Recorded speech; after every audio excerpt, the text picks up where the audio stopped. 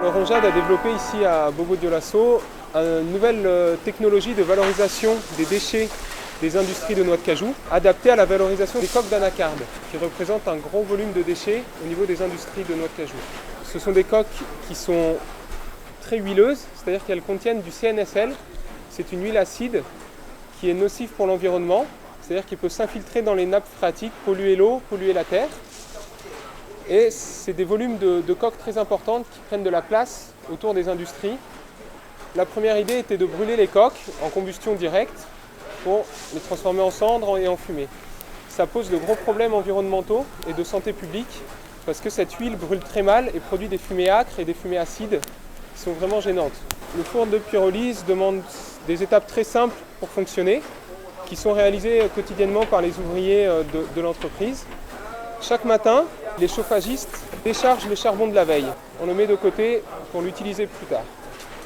Ensuite, on va allumer un petit feu dans le bas du four à base de coque pour lancer un peu, chauffer l'ensemble. On va fermer la porte.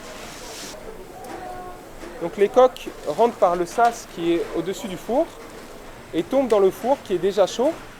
En présence de cette température et comme on a un défaut d'oxygène à l'intérieur, les coques vont se décomposer et créer le gaz de pyrolyse qu'on va valoriser pour chauffer la chaudière.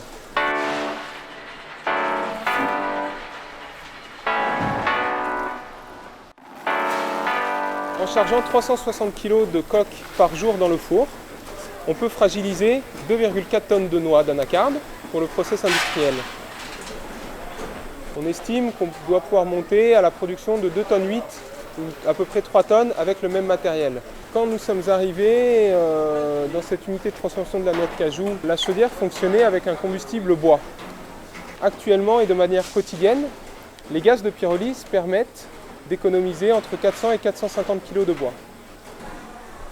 Après le traitement des coques, on obtient du charbon de coque. Il est valorisable directement dans des foyers de cuisinières. Il a des caractéristiques proches des charbons trouvés dans le commerce.